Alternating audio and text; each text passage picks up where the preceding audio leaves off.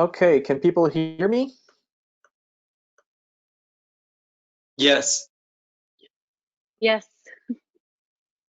Okay, so this is weird. I guess we're gonna be doing like a live podcast instead of a live webcam. I wish there was a way of me knowing if you guys could continuously hear me. Otherwise, I would just have to uh, hope that you guys can. I'm trying. Isn't there a chat at least? Yeah, we'll let you know. We can type questions here too. Here, look. But I don't see that. Someone type something. I just did. I don't see it. Do you see Me where it says too. questions? Sorry, what? There should be a tab that says questions. Questions. Okay, I see that tab. So push the arrow Oh, down. oh, okay. Yeah, So yeah, I got it. there. Okay, we're here. Here, write something now again. Sure. Hi. Someone just wrote hi. Okay, yeah, That's okay, me. okay, good. All right, okay, so hi. Hi, everyone. Hi. My name is Eli. I'm a historian of American history. I grew up in the States until I was about 12. Then I moved to Israel. Then I moved back to the States to do my PhD. I got my PhD at Harvard in history. And I moved back about 6 years ago. And I'm a historian of American capitalism. So this has been a interesting few weeks for me, to say the least. And so what I've been asked to do now is just kind of talk a little bit about what I see going on in the States right now as far as the corona crisis. I'll talk for about, I'd say 30, maybe 40 minutes, and then I want to leave time for questions. We're not a large group, I don't think, so I think we'll be able to have time for questions at the end. Oh, okay. HTC. That's cool. I just I had to remember there's tell a you. building there that has no, yeah, there's a building there that has no windows or something, right? I remember that. But anyway, okay. Oh my gosh. Uh, as far as the coronavirus, I guess the place I would start maybe is I think that there are certain societies that are more equipped to deal with this virus, and there are certain cultures and societies that are less equipped. I think, for instance, Italian society was not so equipped to deal with this virus for a number of reasons we now know.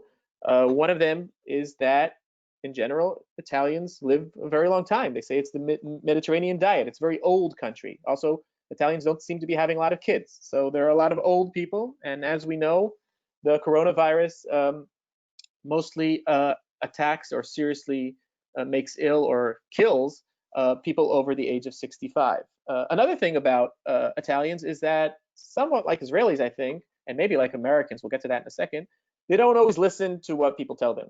People tell them don't go outside, people tell them don't hang out, and they maybe in the first few weeks of this crisis, they didn't exactly listen as much as certain other societies like in the Far East, and we'll get to that in a second.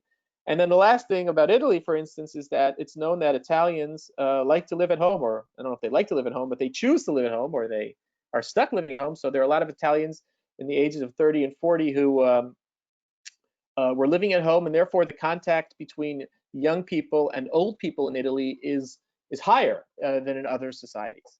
And we are seeing really horrible numbers coming out now out of northern Italy, hundreds of people dying every day.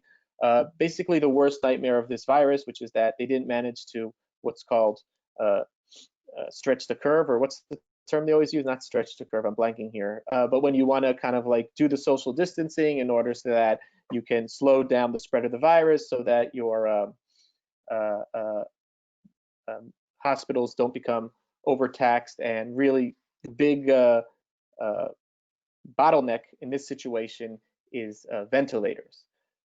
So we know Italy didn't handle it that well. On the other hand, we know that in the Far East, namely Taiwan, Singapore, South Korea, they've handled it really well. And I think in order to understand what's going on in America, it's interesting to see like what are the differences between those societies and America.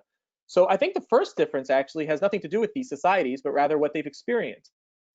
And I think one thing that people don't realize enough is that SARS was a really, really big deal in the Far East but most of us in the West don't really kind of remember it at all. It's just kind of this thing that was like in the back of our mind, and it wasn't really something that it really kind of changed our lives. But if we kind of look back at SARS, this was a pretty serious outbreak that occurred in 2002 and in 2003 in southern China. SARS was far less, it didn't spread as much as COVID-19, as much as Corona, and so therefore it never reached, thank God, the West. But for all the countries in the East, they kind of realized what these pandemics can do, and they got used to kind of got prepared much more than other countries, and got used to kind of like the idea that this could happen again. Whereas, except for maybe Bill Gates and a few other people, if you see that, if you haven't seen it, there's a TED Talk, I think it's with Bill Gates, where he basically warns about exactly what's happening now, about a coronavirus that would attack the world, and that we need to get ready for it. And I think people didn't take this threat particularly seriously, and I don't necessarily blame Americans and Europeans for that, because I think, first of all, it's just kind of human nature to not worry about things that haven't happened yet. But I don't know if you've heard like all these people calling it a black swan, this term that like economists like to use. I don't love it. It's like this idea that these things come out of nowhere and they shock you and you can never prepare for them. Can you guys hear me? I just got a message that there's network problems. Can you guys hear me? I can hear you. Okay. Yes. Okay, good. Okay, good. Anyway, so there was a serious. See, there's a problem with these things. Now I lost my train of thought. Yeah. So Americans and Europeans just weren't used to the idea that something like this could happen. But this was not a black swan. And we'll get back to that in a second. This is something that the United States and Europe could have been prepared for, and wasn't. And I think we'll get to a second exactly why we became so unprepared. Actually, Israel too, and we can include Israel in that sense as well. The other thing about the Far Eastern countries is that their state capacity seems to be much stronger. State capacity is a term that economists often use, and other social scientists. Basically, it's the idea of that that your government, it functions, it has a lot of the budgets that it needs, it has the experts that it needs, people kind of listen to what the government says, the politicians listen to kind of what the experts within the government say.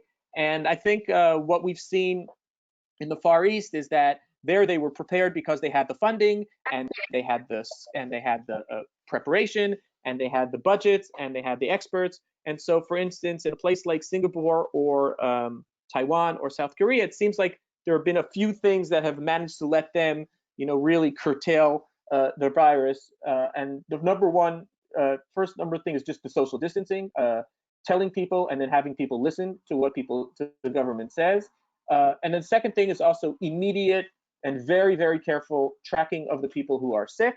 And then the last thing is testing. They had a lot of tests. So while the United States, much like Israel, is having still, weeks after this virus began, is having serious problems dealing with this because they don't have enough tests. In Singapore and other countries, it seems that they had literally tens and hundreds of thousands of tests ready or quickly ready. So now let's move to America and try to figure out like why was the United States caught so off guard. And just before that, I'll just say that the situation right now is not great. On March 1st, there were 83 people who were known to have the coronavirus in the United States. The numbers right now are 35,000. These numbers are, of course, wrong. The number is much higher than that. There aren't enough tests. And remember, also, we know that a certain percentage of people are asymptomatic. That means they get the virus, but they don't show any signs of the virus. Right now, it seems like the epicenter of the virus is moving from, hold on a second, the guy.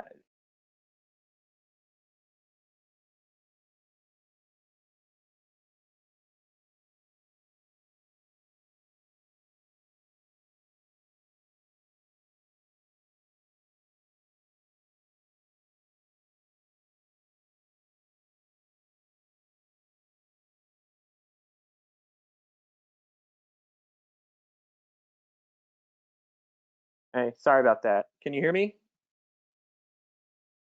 How many Yes, people yes. was? Yeah, it was. Yeah, I have the a number quick I saw. question. Yeah. How many people was I it saw you your said question. on March 1st, Yeah. 35? 83. But I mean that's kind of a meaningless number because we know that the Yeah. people weren't being tested, but it still gives us a sense of how this thing has exploded.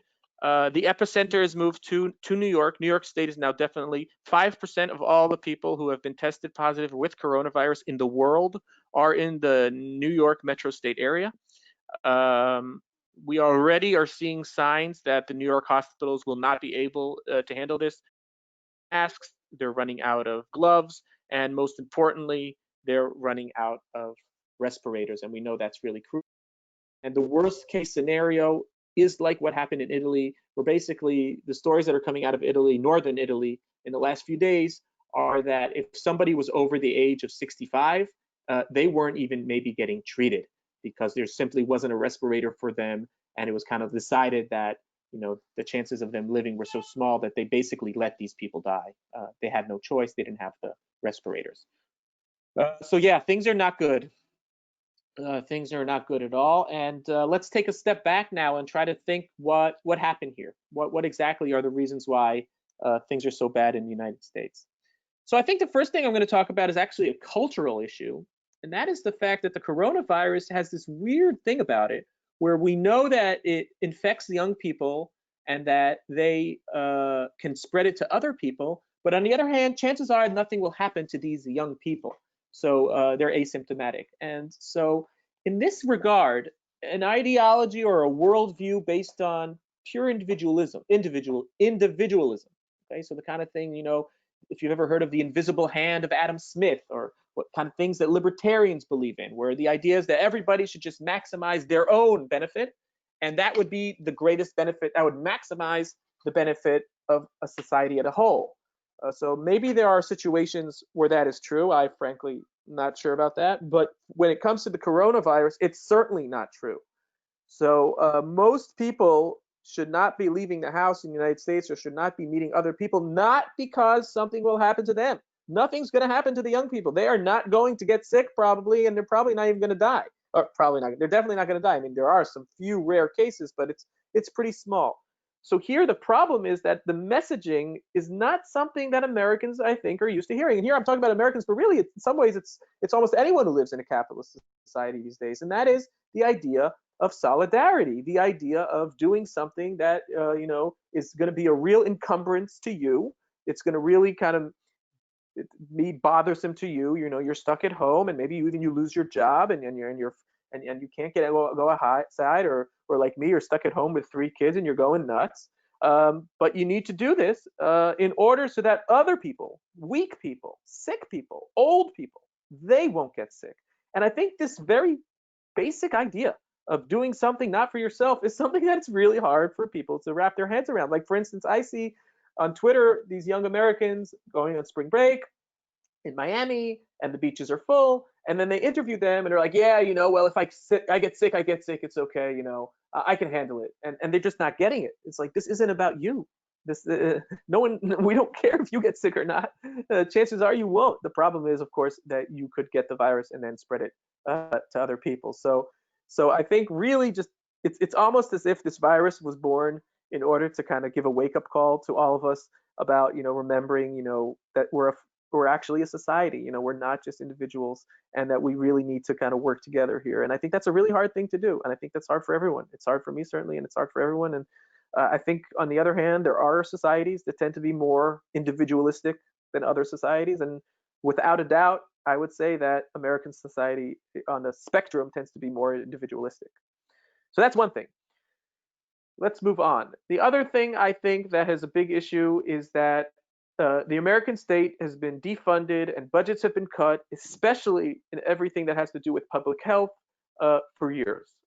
People who maybe have heard the term neoliberalism or have heard about the right turn that American economy took since the 1980s.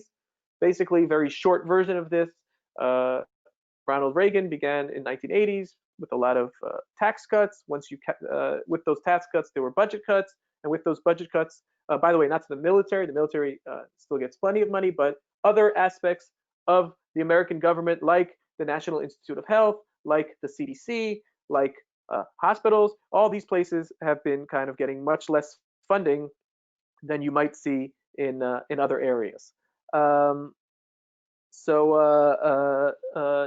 that regard, the perfect example of this is what happened with Trump's budget. And here it's very important to me. I know there's a lot of Trump bashing going on, and I'm not going to hide the fact that I'm not a big fan of Donald Trump. But I think it's actually really important that people don't just blame it all on Trump, because so many of the problems that we're dealing with now around COVID-19 are actually problems that began well before Trump. These are problems with the Reagan administration. These are problems with the Clinton administration. These are problems with the Obama administration. I don't think there's actually been that huge a difference when it comes to like government funding of certain stuff. I mean, certainly the Democrats have been better than Republicans, but this kind of move to neoliberalism has been pretty much something that both parties have taken part in. Therefore, so when Trump, for instance, decided that he was going to fire the head of the global pandemic, the person who was in charge of global pandemics for the what's part of the National Security Council. Okay, so that is definitely something that is on Trump. I mean, Trump really should not have done that. But on the other hand, the budget cuts to the CDC, that's something that he continued, but something that pretty much kind of we saw had begun earlier. And as far as that goes, there's like larger kind of systemic issues here that are bigger than just Trump. But certainly, it seems like Trump's reaction to the virus, at least his first, has been actually nothing short of disastrous. It seems to me like in the first few days, he was much more worried about the stock market than he was about the American people. And therefore, he downplayed the seriousness of the virus. If he had listened to any of his experts, he would have known that this virus was really, really dangerous, but he was worried about the stock market. So if you recall, the first few days, and remember, the first few days are crucial because we know that once the virus spreads, it's much harder to keep it down. But the first few days, he was saying things like the numbers out of China are wrong, it's a hoax, which is really interesting because that's the term he also uses to talk about global warming sometimes. And it was just kind of like a complete downplaying of the situation. And it took really almost 2 weeks for him to begin to take this thing seriously. And I think a lot of that has to do with his fear of the stock market and just kind of like not his priorities not exactly being aligned. On the other hand, again, not to blame only Trump, I think we've also seen a lot of countries not take this seriously enough, fast enough, often in fear of the economy. And it really is, in order to stop this virus, you need to basically destroy your economy temporarily. You need to have people sitting at home. You need people not buying things, not shopping, not going to work. I mean, this is a virus that gets to the heart of what capitalism is. Capitalism is a system where we're constantly moving, money's constantly flowing, we're constantly in debt, so we have to go to work in order to pay our bills. We're constantly, that's like both the good side and the bad side of capitalism. It's just nonstop movement. It's not a static system. And what we need now is status. What we need now is the people to just sit at home and not do much. And so in that sense, it certainly is has terrible effects on the economy. And I think at least in the first few weeks, some of the policymakers, not only in the federal government, but also on the local level, state level, in Israel, in Europe, were worried about crashing the economy and therefore didn't take the necessary steps. I'm going to stop here just because I want to make sure I'm not talking to myself. So could someone just write something so I know that I'm not?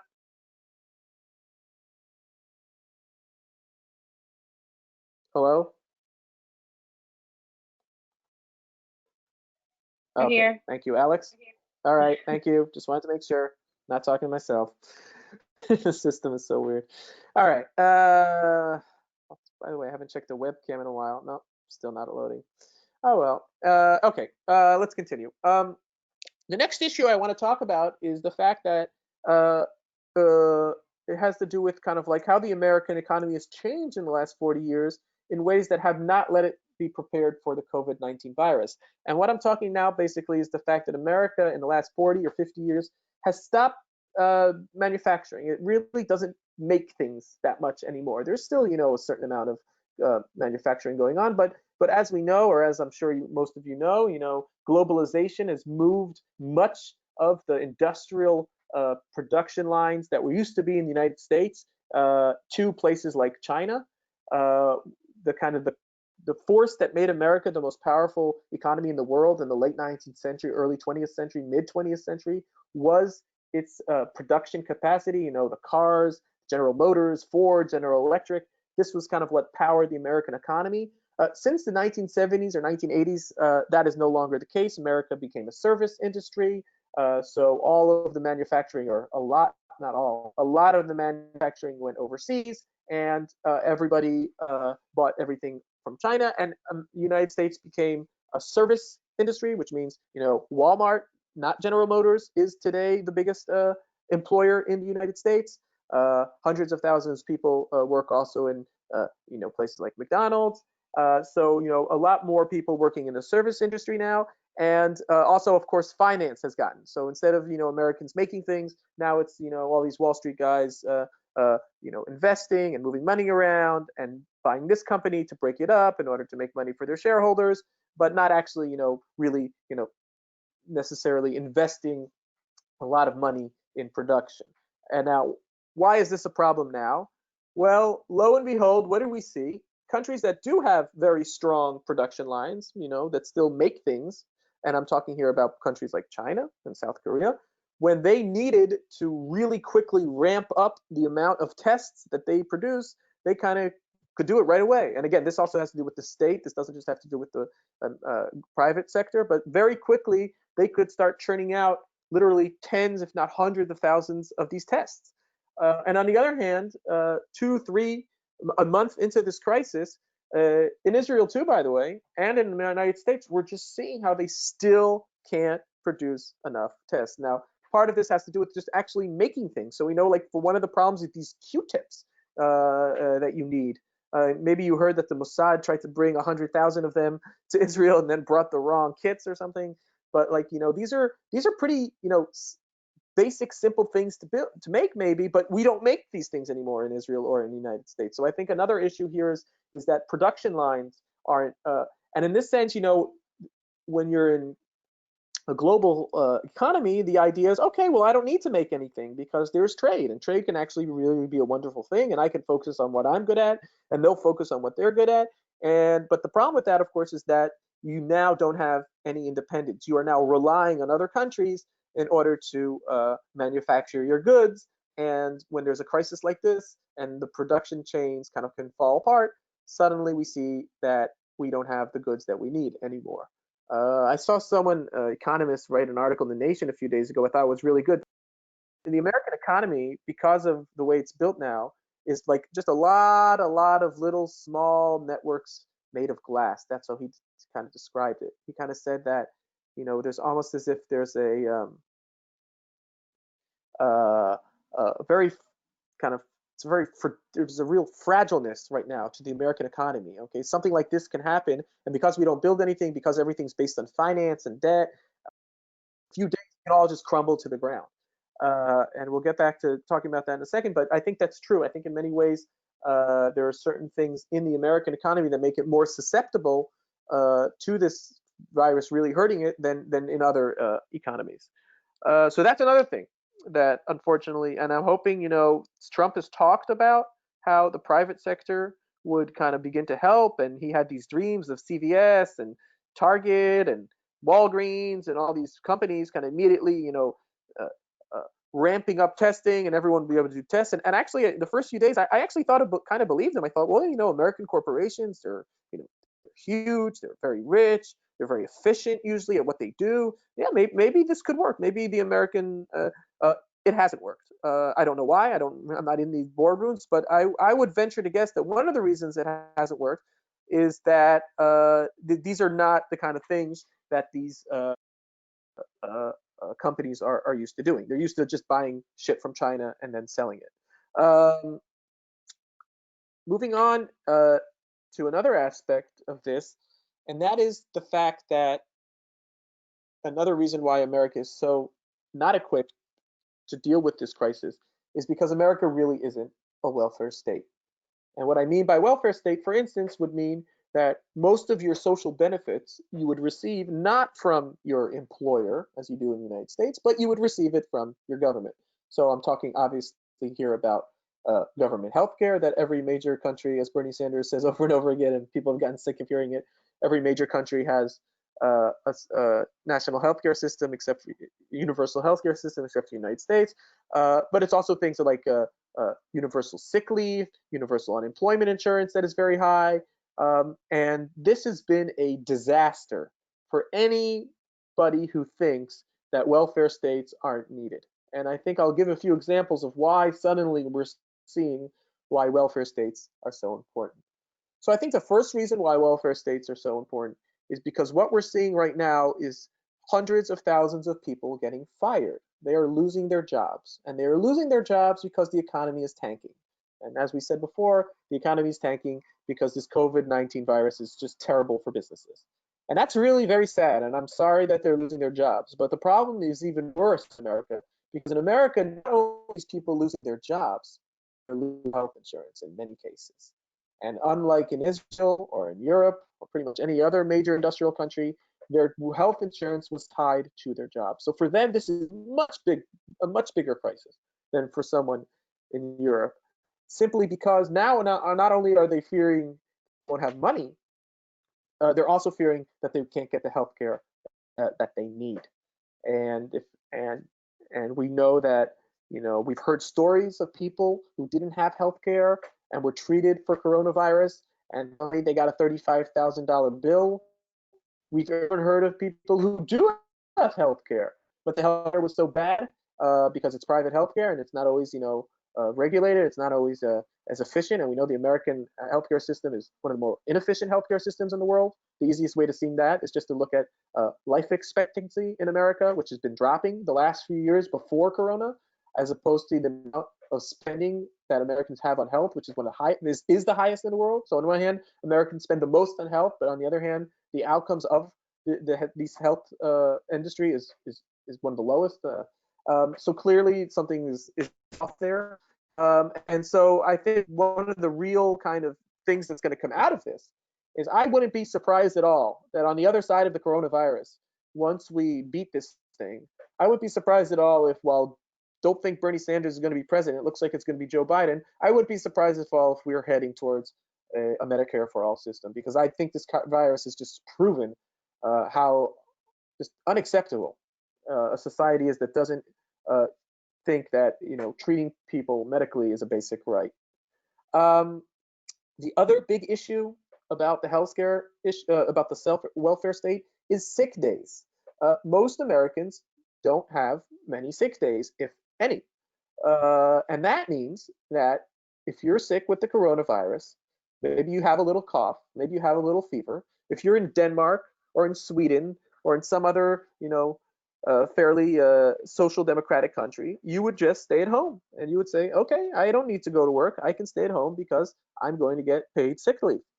But that is not the case in the United States. So I think at least in the first few days of the virus, probably still even happening now, we have thousands, maybe 100,000 of people infected with the coronavirus. They're showing they're showing symptoms, they're sick, they're coughing, and they're still going to work because they don't have a choice. They have to work or else they won't be able to pay the bills. Maybe it's the Uber driver who, of course, Uber, because they don't even have employers. Remember, Uber you're considered a independent contracted worker, so they can forget about sick days. So, I'm sure there are a lot of Uber drivers driving around now who are coughing on their customers. And I think the same thing would probably be everywhere, from kitchens where you order food to McDonald's to anywhere that doesn't have sick leaves. The American government in the last few weeks was hoping to pass a law that would actually give sick leave to these workers. It looked like things were going well, but then, as often happens, the lobbyists of the biggest corporations got involved, and in the end, the law that was passed, or the bill that was passed, decided that companies with over 500 workers do not need to give this additional sick leave to their workers, and that's about 54% of the Americans who were working. So basically, this bill was killed because it no longer was something that was required of the largest corporations in the United States. Another issue in this regard, as far as the welfare state, is also just the fact that not only is there not sick leave and there's not health care, but there's also very low unemployment insurance.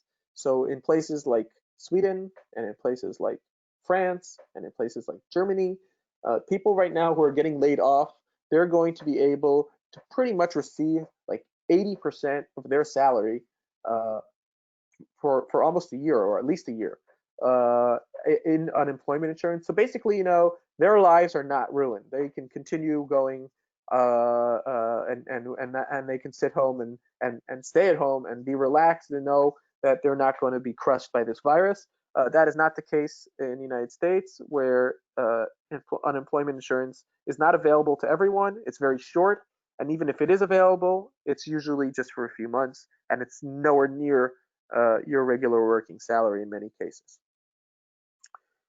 Okay, so I think that's enough about why the United States is so ill-equipped for this. Maybe just one more thing I'll add, and this is actually a good thing about America, but unfortunately, it's a good thing that is now going to be maybe not working in its advantage, and that is the fact that the countries like China and Singapore, who really have taken control of this virus, are extremely authoritarian societies. Basically, they invade your privacy. They they kind of they spy on you. We know also that in China, at least, there's just no democracy at all. There's just one party that rules everything, and therefore they can really, create this kind of giant system of social control and surveillance, which in normal times is really horrible. But actually, in time of Corona, it's actually quite useful. So just to give you an example of stories I've heard in China, you can walk down the street in China, and there will be somebody, uh, a policeman or something, who will stop you. He will check your temperature, and then if your temperature is warm, he takes your phone and he like downloads an app onto your phone, or maybe it's an app you already have. I don't know, but it changes the app to like now it's a red sign instead of a green sign, and you need to show this app wherever you go.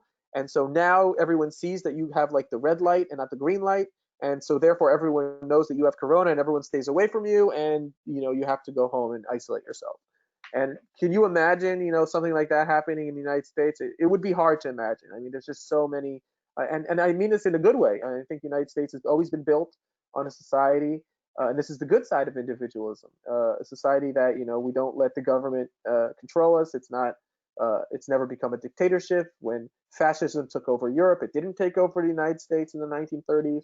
And in this sense, there's like a very strong kind of liberal, uh, individualist, anti kind of totalitarian vibe to the American society, which is usually really great, but in this case, it actually might hurt us.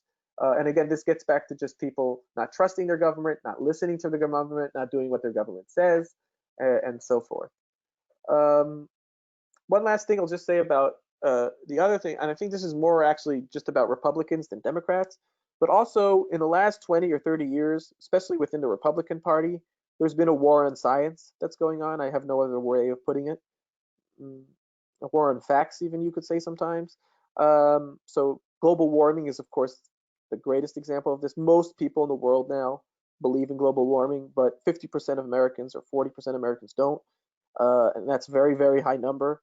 And part of that is just this war on science that has happened. It's complicated. It has to do with like kind of like a deep distrust of experts, a deep distrust of maybe even also the government.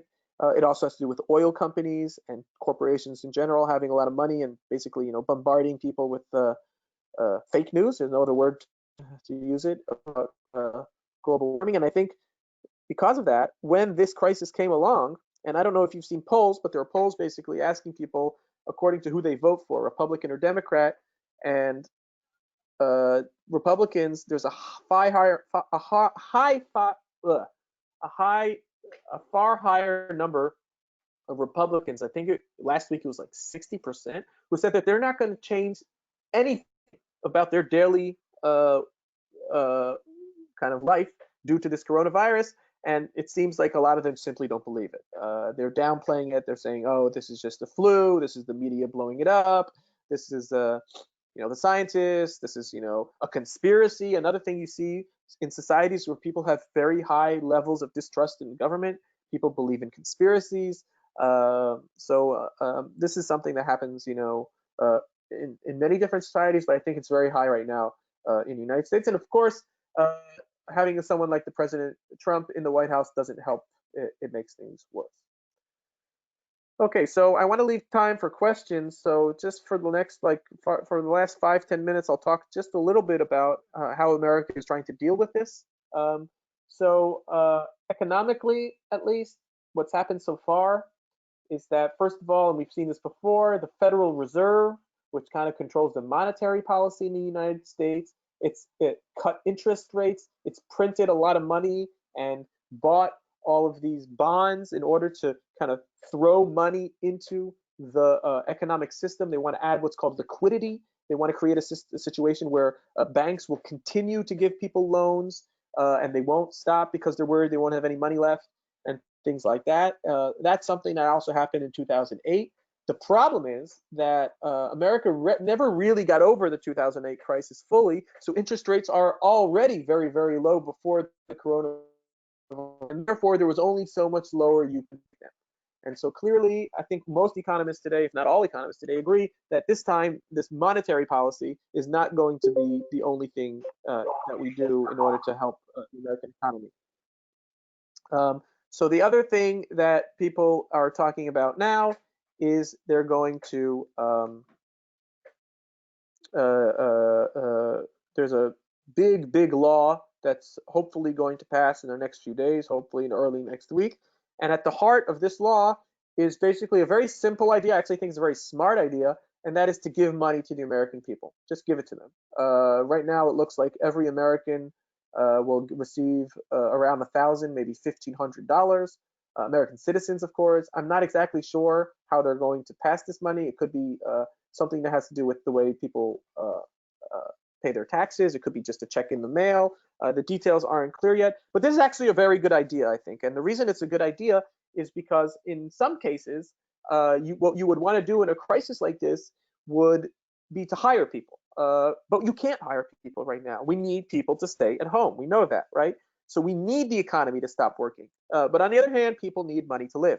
So I think it's actually a very good idea just to give people money. People might think, oh my God, this is crazy, giving people money. Why don't? It's not crazy at all.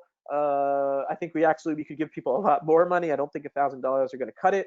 Usually, the fear about giving people money is inflation. People are worried that if you just give people a lot of money, then prices will go up.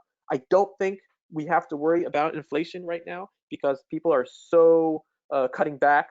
So it's not like people are going to be going out and going to restaurants and buying all this stuff and so forth. So in that sense, we need people to have this money. I think other things that people are talking about is delay on paying your bills. So you won't have to pay you won't have to pay your student loans. You won't have to pay your gas bill. You won't have to pay your electricity bill. Kind of delaying bill payments so that people. But I think that's kind of really the main kind of two things that the government is working on right now. And I'll just say that compared to Israel, I actually think the American government is doing more things to help citizens right now economically. In Israel, it's not so great. But if you compare it to, let's say, Germany or European countries or Japan, then this is actually not nearly enough. There you see much more government spending happening right now in order to save the economy. I think I'll stop now because I have to go around 20 to 12, and I want to get to your questions. So I think you can turn on your mics and just ask questions if you want. Hopefully we won't talk over each other. So does anyone have a question they want to ask? Yeah. Hey, Dr. Cook, it's Alex here. Thank you so much. Very insightful. The State Department put out a notice the other day announcing to American citizens for a more or less immediate return. Otherwise, there's risk of prolonged or quote unquote indefinite possibility of staying abroad. I don't know if Okay. you can to what that exactly means. I think for a lot of us Masa fellows, there's been a huge wave of Americans returning. Others of us, including myself, are staying put. So I don't know if you can shed light on that and whether you touched upon it a little bit, but whether you think it is safer to be in Israel under these circumstances or safer to be back in the United States? Yeah, that's a great question. So first of all, I would say it depends where in the United States. If you're from New York, I wouldn't go home right now. I don't think what I'm hearing is that the hospitals are completely overmatched, and I think you're better off staying here. If you're from Idaho or from Kentucky or from I don't know, somewhere like Cleveland, then the question gets a little trickier, because as much as I think the healthcare system here is better actually than one in the United States, situation here isn't great either. We don't have enough tests, and we're also going to at some point run out of respirators and things like that. God forbid anyone would need one. As far as just like the State Department, that obviously you need to talk to the State Department, but I can just, my sense of my feeling is that no one knows what's going to happen. And at some point, they might decide to just completely close all of the borders and not even let American citizens in, because they're just, no more flights. I've heard that New York is going to maybe have closing its airport. I think even there was a few days ago where Trump, there was somebody at a traffic controller who got it, and there were no flights for a few hours. So, I mean, I definitely think that if you're planning, if you're thinking of going home, and again, I think there are pros and cons to both, but if you're thinking of going home, now would be the time to do it. On the other hand, if you're thinking of waiting it out, I don't think that's a terrible idea. Again, it depends on where you're from. It depends also, hey, do you have health insurance in the United States? I mean, I don't know what your situation is here, but I'm guessing here there's some form of health insurance that you got through your program. So, I mean, these are things that everybody needs to take into account. Thank you. Any more questions?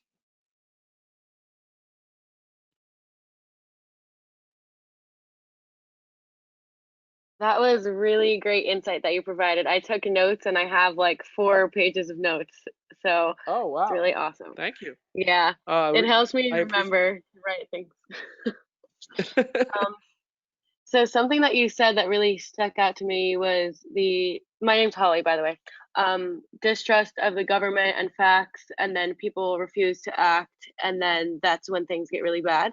And I liked when Yeah. you compared that to global warming. And I think my question is, do you think, given your expertise on these types of topics, that Americans will act any differently in regards to other threats, like once this is over, that they'll actually take something like global warming or other threats like that seriously? Do you think there'll be any action in that respect? I mean, that's a great question. I think in general, like what's the world going to look like after this? What's America going to look like?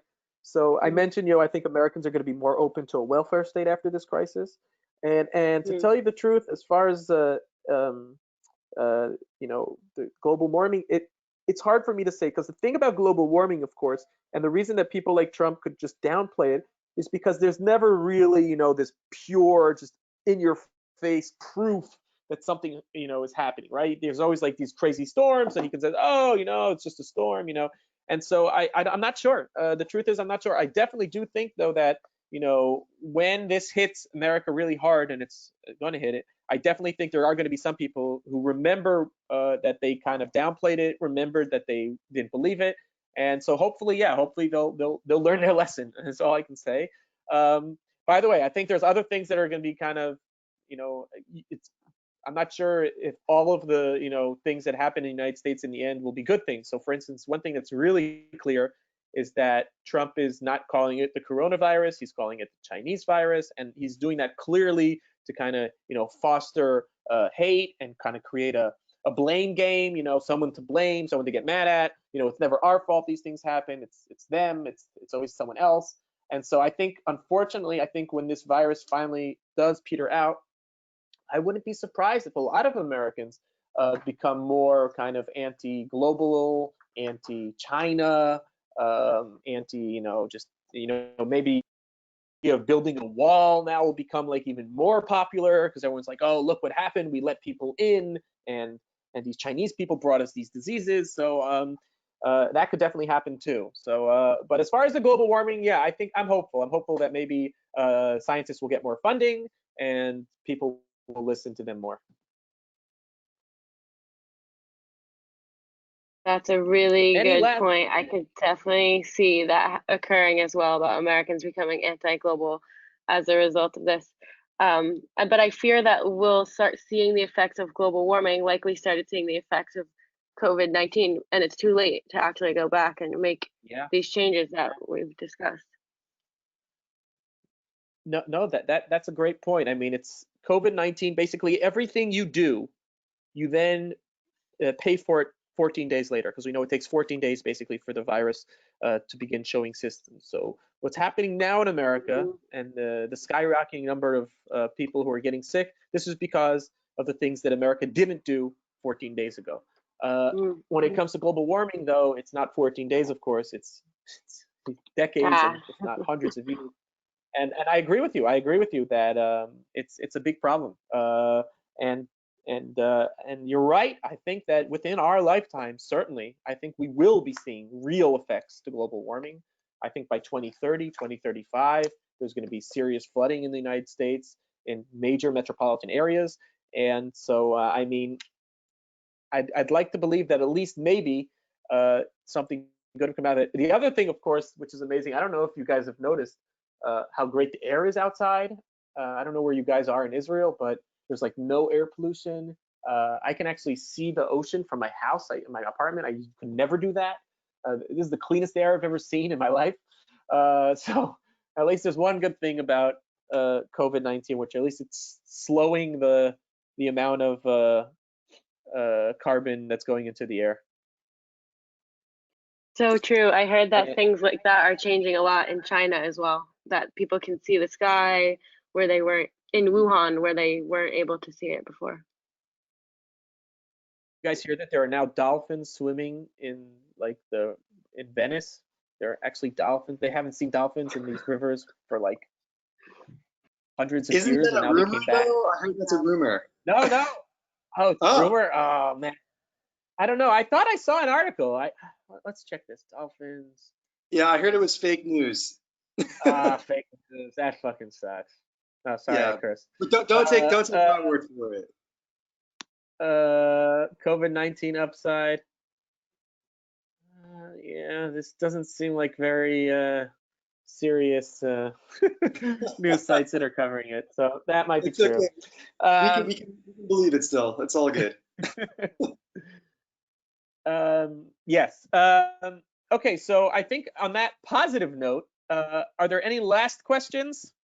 Well, can I just ask? I mean, is the U.S. going to Yeah. be able to rebound post COVID-19? It seems that this is on the economic front that this Yeah. may very well be far worse than what we saw in 2008.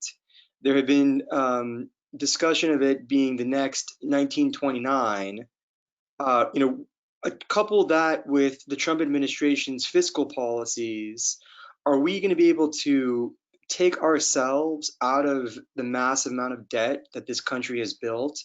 And are we going to lose longer term opportunities like Social Security and that sort of thing? Yeah. So first of all, I definitely think that the comparisons to 1929 are totally appropriate. I'm an historian. I study a lot the crisis of 1929, and what I'm seeing now is very similar. The numbers are really, really bad. I think we'll have 25% unemployment rates, just like we had in 1929. I think the economy might shrink by 33%, just like we had in 1929. It's really, really, really bad out there. Um, I think as far as the long-term things, normally I'm not worried about American debt simply because the world loves investing in America and buying American bonds. Basically, for the last 50 or 60 years, America could go into pretty much as much debt as wanted, and there was always somebody, usually China, but there's always somebody who would just buy up that debt and like with really, really low interest. But you're right that my fear, or my not only fear, that the thing I think is going to happen, maybe the biggest issue, is that I think this might be uh, an event that really kind of speeds up processes that were happening anyway. And the process I'm talking about now is the fall of America and the rise of China. I think China is going to come out of this, which is ironic, of course, because the crisis began there. But I think China is going to come out of this as the #1 global economic superpower in the world. I think America is going to have a really hard time recovering. I think China is going to bounce back much quicker. And I also add, I think the number one fear is really that, and you see that a little bit, where investors are kind of leaving. They're not buying American bonds anymore. America is no longer the reserve currency of the world, and they're beginning to buy yuan, Chinese currency, and that is scary. That is scary because Americans have become addicted to debt, and there's a huge deficit, but they've gotten away with it for a really long time because the world kind of loves buying American debt. It's like the safest investment, and if people don't think that's the safest investment anymore, if they think investing in Chinese bonds is safer, then yeah, this could. On the other hand, I do think that in things like Social Security, no one's going to touch that because people realize now how important the welfare state is. Of course, that means we're going to have to pay for it, but hopefully there are other things that we could cut, maybe even raise taxes on billionaires. Who knows? We'll see. Maybe cut the military budget, which I think is way too high. We'll see. All right. Great, thank you. So, no, you're welcome. Those were great questions. I think we managed to overcome the technical difficulties and have a nice conversation. So yeah, I mean, enjoy your stay in Israel. It's been a little thrown upside down, but at least the weather is nice and you can go for walks just alone or with no one else. But take care and yeah, stay safe and don't go outside too much.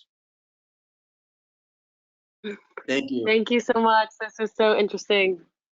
All right, bye guys. Bye. Bye.